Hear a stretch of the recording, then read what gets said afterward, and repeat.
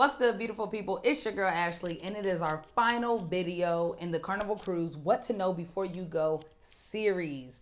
So far, we talked about everything from what to do on the ship, how much does it cost, the food, the drinks, where can I go, what's included, what's not included, what to pack, and now we're going to talk about getting on and off the ship, security, and most importantly, excursions. Okay, so the first thing you need to know is you have what's called a sail and sign card when you travel with Carnival Cruise. They give you a card. It can be blue, it can be red, it can be gold. They give you a card. It will have your name, your room number, your folio number. It has a few different important things on it. Now, not only is this your room key, but it is also your proof that you are on the ship. It has your Carnival ship name, and everything. So you need that to get on and off the ship. One time we made the mistake of, since we were in the same room, only taking one card. And when we went to go get off of the ship at our first port, they said, no, you both need your card. And the reason for that is when you're getting back on the ship, one, it's a head count, but two, they have to verify exactly who you are, because they had these pads, like tablets, where when you get on, they scan it, your picture pops up, and literally they look at every single one to make sure you are who you say you are and that you're supposed to be on that ship. And that's also for a lot of different reasons. Outside of just, customs issues, one port that we went to had three different Carnival ships at it at the same time. It was us, Carnival Magic, and Carnival Vista, all at the same port. So it's also to keep the confusion down and making sure everybody gets to the right place and is going to the right destination. Okay? So that's very, very important. Your sail and sign card needs to be with you at all times, everywhere you go. Also, on your sail and sign card, not only is that how you get on and off the ship, but that's how you purchase things on the ship. They'll charge it to your room, but let's say you have the Bubbles package or the Cheers package. You have to swipe that card and then sign for it every time. Now, they'll give you a receipt and it'll say zero, or if you had to pay for it, however much you paid. If it's part of your package, it'll be zero. If it's not, it'll have the price. And you have to sign for it every single time. You cannot get a bottle of water without your sail and sign card. You need it everywhere that you go. Okay? That's first thing when we talk about getting on and off the ship.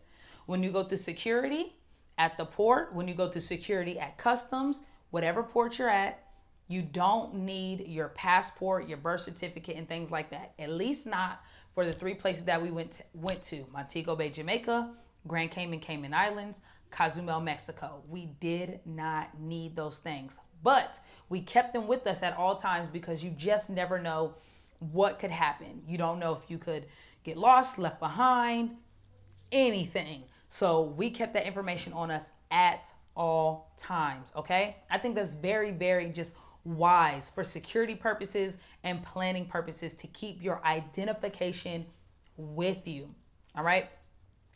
Next thing you need to know is when you're at the port, every port is going to be different. First of all, when we got to Grand Cayman, there was no pulling up and porting the ship. We literally stopped however many thousand feet away, and a ferry had to come and pick us up. So we had to go to level 0 and get on the gangway and go out to a ferry ship.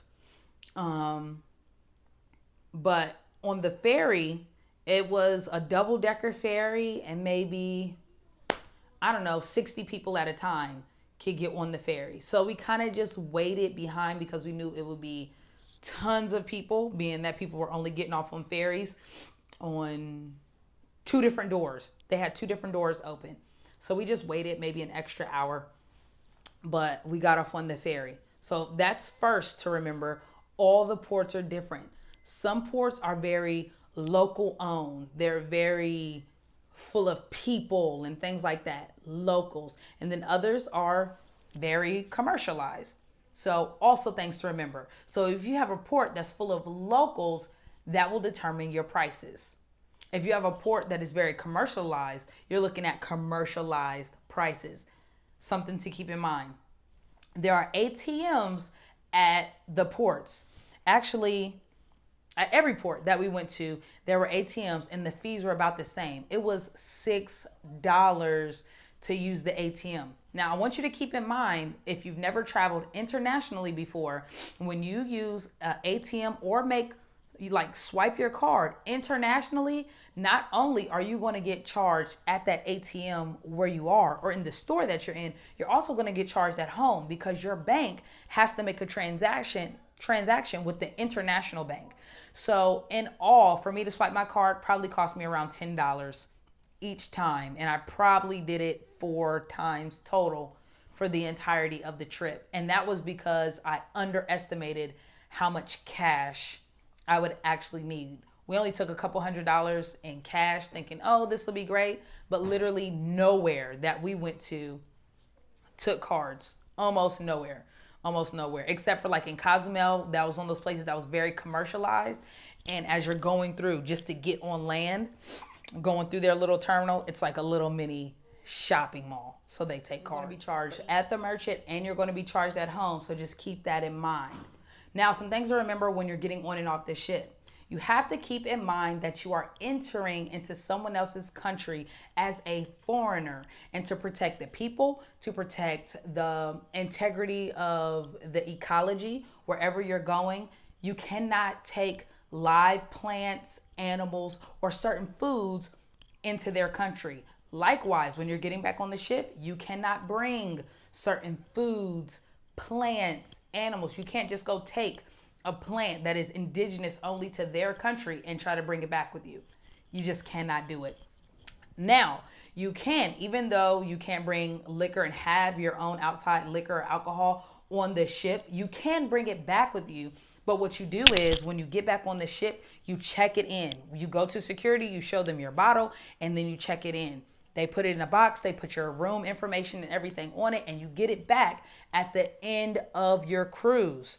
Okay? So real simple way to do that. If it's cigars and certain things like that, all of those things, they have different limitations and rules for, but they have a way to do it. So you just check, and it's all based on the country that you're going to or the port that you're stopping at. Okay, so what is an excursion? Excursion is anything that you do when you get off the ship that will create fun and memories for you. So some of the excursions that we did, we went jet skiing, we rode ATVs in the jungle, and we visited a Rastafari village. Amazing, all fun.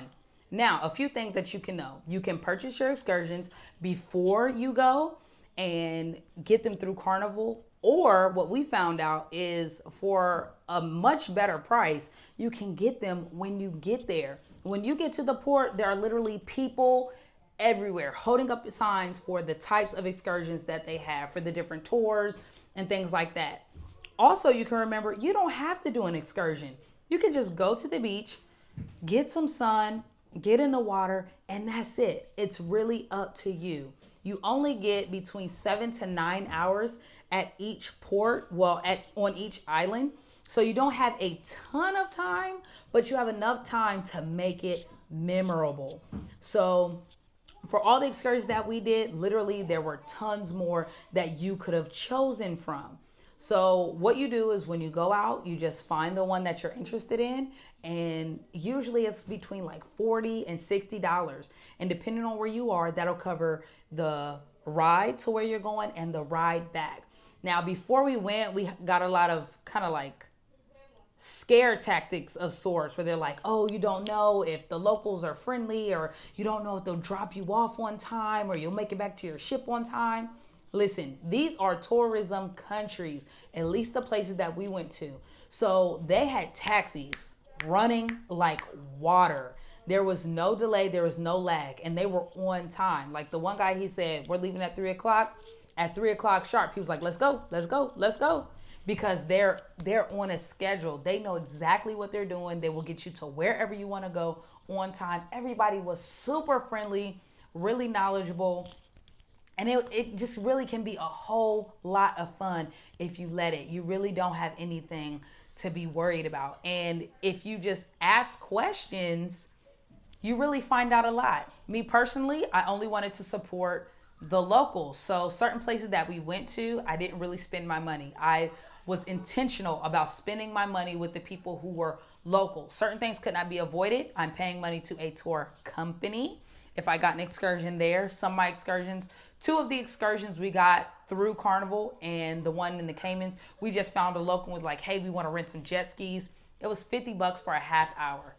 Amazing, so worth it. But if you ordered it through Carnival, it was like $80, $90 or something like that. So you decide, it's really up to you. If you do your excursions through Carnival, they bring you your tickets day one in an envelope. They deliver them to your room with a few other things. Another big important thing to remember is ship time. Ship time is very important because they're going to give you a time when you have to be back, like this. This is very important to remember because your time will change, especially if you get a Wi-Fi plan. The Wi-Fi plan keeps you on ship time, but if you have your own Wi-Fi plan, if you get the Wi-Fi plan for the ship, that will keep you on ship time. But if you get your data plan through your phone company, you will stay current with the local time zones. So when your phone changes over, mine changed over. Like when I went to Grand Cayman, Cozumel, my phone time was changing over. So when they said 4:30, it was 3:30 on my phone. So I still had an extra hour, and they remind you, and they're very specific, you have to be back 4:30 ship time. And like I said, if you get that Carnival Hub app, you will see this is ship time, and it shows you what the ship time is. Very important to remember. Another big important thing I want to talk about, and this is actually the last thing, is tipping. Tipping is very important because you have to remember a lot of these places that you're going to rely heavily on tourism. Some of the places that you'll be visiting are complete tourism economies, meaning a lot of the locals that you're interacting with and talking to, they're really relying on your sales. They're really relying on your purchase. And some of them, if it's not their shop, if it's not run by locals, they're working for someone. And of course, we know they're not going to get what they're worth. So tipping is very important. We made sure that we tried to tip our drivers, even on the ship, because count it into the cost if you want it to be. You don't have to have it that way. But we included our gratuity at the very beginning. So all of our gratuity was paid, and we put that in the cost along with our vacation insurance and things like that. We put all of that in the cost of our trip. So even though we added the gratuity, you still have people that are serving you. So tipping $5 or $10 really will not hurt, just to say thank you, I appreciate you. You might not want to do it every night, but maybe at the end of your trip, if you had somebody that you realized was standing out to you or just treated you well, go ahead and tip them. We actually had exceptional service everywhere that we went. We had one little small issue with the waiter who just was not super focused, but I don't know, something else could be going on, but he was not rude. He just, wasn't super attentive. But we had a really excellent service. So I think tipping is an important part to remember. So when you're going on these excursions, one, tipping is very important to keep in mind, that even the people that you take pictures with, they get up, they get dressed, they go out there to take pictures with you, that's not free. And speaking of pictures, you want to be sure that you're not taking pictures of people. You don't want to just go up to people and take their picture. It's rude, it's disrespectful. What you want to do is ask, hey, can I take your picture? And more than anything, can I take a picture with you? It is so much better. It's so much more welcoming and inviting to take a picture with someone than of someone. It turns them into a comrade or a friend instead of an object that you're taking a picture of. So that's something definitely to keep in mind. I think that's everything for the excursions. I didn't really have a lot, but make sure that you have this, like I showed you in part 2. When you go on your excursions, cash and your waterproof protector will save your life. It will save your life every time. When we were in the Cayman Islands, the ATM only gave Cayman money. I thought something was wrong. I was freaking out for like 15 minutes because I went to go get money out the ATM and it kept saying insufficient funds. And I was like, not possible. And it kept saying, nope, you put an amount greater than zero. It will not be allowed. And I was like, what? I called my bank, everything. I was freaking out. And what happened was, even though they had USD as an option, when I went up to guest services, they said, oh, we were supposed to take that off, but you can't get US dollars. We don't have any of that here.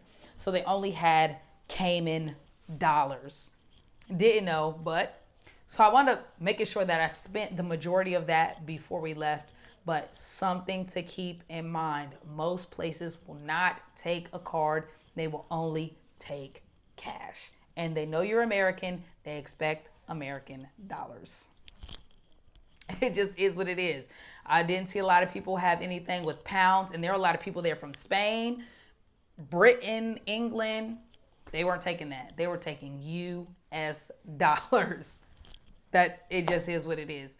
So those are some things to keep in mind when you go on your excursion. You're going to have a great time. But my greatest tip I can give to you for when you're taking your excursions, when you're getting on and off the trip, is to make the memories. Have fun and try new things. We definitely tried all of the local food that was there. That was just us. From conch fritters to jerk to the tequila. Everything that was local, we said we're trying it. And it was great. It was amazing. So if you go on a Carnival cruise, let me know. I want to know about your journey. Where are you going? Give me some ideas for where I can go next because I'm definitely going again. That wraps up this series. Thank you guys so much for watching. If you found value in these videos, which I know you did, go ahead and give me a thumbs up. And if you want to come along with me for the journey, I don't even know why you're playing. You better come along with me for the journey. Go ahead and hit that subscribe button. Turn on your post notifications so I can see you in